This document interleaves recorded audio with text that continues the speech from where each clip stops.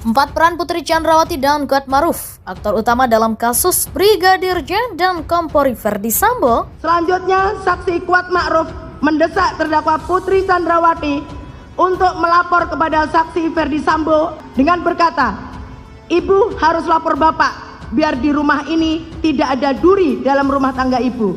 Meskipun saat itu saksi Kuatmaruf masih belum mengetahui secara pasti kejadian yang sebenarnya. Setelah itu, saksi Ferdi Sambo SIK MH menerima telepon dari terdakwa Putri Chandrawati sambil menangis bahwa korban Nofriansah Yosua Huta Barat telah masuk ke kamar pribadi terdakwa Putri Chandrawati dan melakukan perbuatan kurang ajar terhadap terdakwa Putri Chandrawati.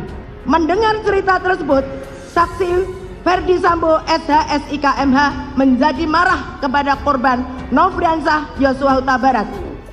Kuatmaruf ini sangat agresif. Ya, artinya di situ tugas orang ditugaskannya, termasuk menutup pintu ya.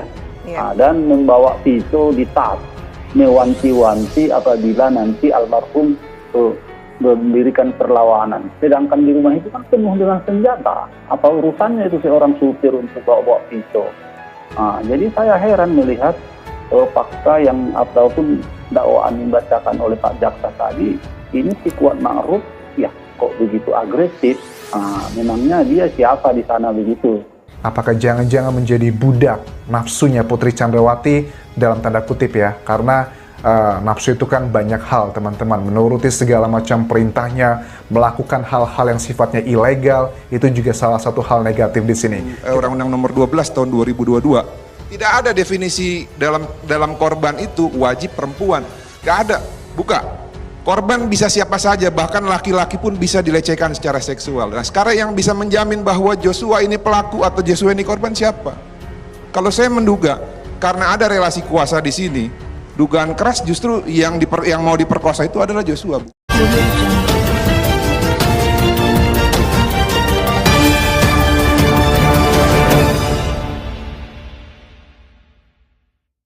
Ada empat peran Putri Chandrawati dan Kuatmaruf. Benarkah sebagai aktor utama dalam kasus Brigadir J, Putri Chandrawati dan Kuatmaruf masih menjadi pembicaraan masyarakat juga netizen Indonesia yang disebut sebagai aktor utama.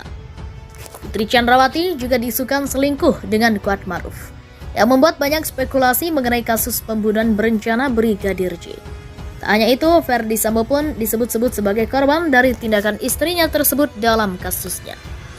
Ferdi Sambo yang menjadi tersangka karena telah merencanakan eksekusi bagi Brigadir J, kini telah menjalani sidang sebanyak 2 kali. Namun ada hal yang menarik perhatian, yaitu peran Putri Chandrawati dan Kuatmaruf dalam kasus pembunuhan berencana Brigadir J. Putri Chandrawati menyuap saksi-saksi dan LPSK.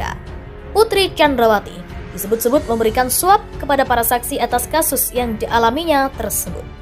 Bukan hanya saksi, ia juga menyuap beberapa lembaga-lembaga lainnya seperti LPSK.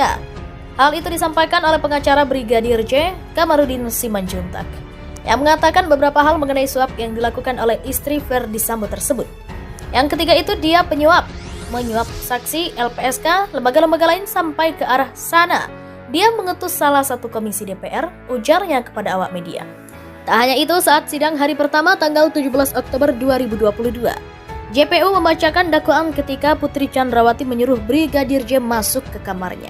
Kemudian saksi Riki Rizal Wibowo mengajak korban Nofriansah Yosua Huta Barat masuk ke rumah karena dipanggil terdakwa Putri Chandrawati. Kata JPU di Pengadilan Negeri Jakarta Selatan, Senin 17 Oktober. Meski sempat ditolak oleh Brigadir J, Brib KRR terus membujuknya agar mau masuk ke kamar Putri Chandrawati. Namun sempat ditolak oleh Yosua Huta Barat, akan tetapi saksi Riki Rizal Wibowo berusaha membujuk korban Nofriansah Yosua Huta Barat untuk bersedia menemui terdakwa Putri Chandrawati di dalam kamarnya lantai 2, lanjut JPU. Ada percakapan 15 menit antara Putri Chandrawati dan Brigadir J di kamar pada akhirnya. Brib KRR berhasil membujuk Brigadir J untuk masuk ke kamar Putri Chandrawati. Korban Nofriansah Yosua Huta Barat akhirnya bersedia dan menemui terdakwa Putri Chandrawati dengan posisi duduk di lantai, sementara terdakwa Putri Chandrawati duduk di atas kasur sambil bersandar, kata JPU. Lanjut, JPU membacakan bahwa Bribka RR meninggalkan Brigadir J dan Putri Chandrawati berdua di kamar sekitar 15 menit. Saksi Riki Rizal Wibowo meninggalkan terdakwa Putri Chandrawati dan korban Nofriansyah Joshua Huta Barat berdua di kamar sekitar 15 menit lamanya, lanjut JPU. Selanjutnya, ketika mengetahui Brigadir J masuk kamar istri Verdi Sambo di Magelang, Kuatmaruf mendesak dan mengompori Putri Chandrawati untuk lapor pada suaminya. Kuatmaruf juga mengatakan sesuatu yang menyebabkan Putri akhirnya berani untuk bilang kejadian di Magelang pada Verdi Sambo. Kemudian saksi Kuatmaruf mendesak terdakwa Putri Chandrawati untuk melapor kepada saksi Verdi Sambo dengan berkata, "Ibu harus lapor bapak biar di rumah ini tidak ada duri dalam rumah tangga ibu," kata JPU. Karena desakan dari Kuatmaruf yang mengharuskan Putri Chandrawati untuk lapor kepada Verdi Sambo, diduga menjadi pemicu terjadinya pembunuhan Brigadir J. Jika melihat dari dakwaan tersebut, Putri Chandrawati dan Kuatmaruf bisa jadi menjadi aktor utama dari kejadian di Magelang yang menyebabkan habisnya nyawa seseorang. Seorang hakim perempuan tertawa saat mendengar cuplikan eksepsi Putri Chandrawati soal peristiwa di Magelang dalam kasus pembunuhan Brigadir J.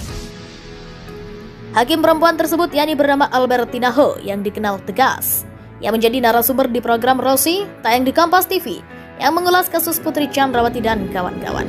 Pada acara tersebut, Rosiana Silalahi selaku host meminta tanggapan Albertina terkait narasi dari pihak kuasa hukum Verdi Sambo dan Putri Chandrawati yang pada saat eksepsi menyebut ada pelecehan di Magelang. Ada dua kalimat dalam eksepsi Putri Chandrawati yang dianggap kurang sinkron, yakni narasi Brigadir Joshua mengancam akan menembak dan kalimat Joshua tolong bu, tolong bu. Orang kalau minta tolong berarti dia dalam posisi lemah. Kemudian ada kalimat mengancam menembak Verdi Sambo dan anak-anak. Wajar? Tanya Rosiana kepada Albertina Ho. Terlihat Albertina Ho tertawa beberapa saat setelah mendengarkan dua kalimat tersebut. Kalimat-kalimat seperti itu mestinya dibuktikan ya oleh penasihat hukum bahwa ada suatu peristiwa di Magelang, ungkap Albertina. Kalau dia tidak bisa membuktikan kalimat-kalimat itu akan jadi pertimbangan bagi hakim. Masuk akal atau tidak terjadi pelecehan, ungkapnya. Diterangkan Albertina, kalaupun memang terjadi di Magelang, peristiwa pelecehan bukan berarti menjadi pembenaran untuk melakukan tindak pidana pembunuhan. Seharusnya ucap dia, kalau terjadi pelecehan seperti yang disampaikan itu, korban segera lapor ke polisi. Albertina lebih jauh menjelaskan, antara kasus dugaan pelecehan di Magelang dengan pembunuhan berencana adalah dua hal yang berbeda. Harusnya kalau pelecehan seksual dilaporkan. Kalau ini jadi pembunuhan berencana, maaf ngomong, kok kita main hakim sendiri mengadili sendiri, jelasnya. Jangan kita selesaikan sendiri, jelas Albertina. Saat ini ada dua perspektif untuk melihat posisi Putri dalam kasus pembunuhan Brigadir J ini. Ada yang melihat sebagai korban pelecehan seksual dan ada juga yang melihat sebagai otak pembunuhan berencana. Sebab ceritanya yang memicu kasus Duren 3. Istri Verdi Sambo itu juga disebut mengalami trauma karena pelecehan, namun Albertina menyebut trauma tak hanya disebabkan oleh pelecehan saja. Bisa juga faktor lain, tidak hanya satu penyebab, ucapnya.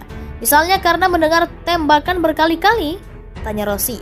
Iya, jawab Albertina. Hal itu nanti bisa diuji di persidangan, bila hakim yang memimpin sidang meminta jaksa menghadirkan ahli independen.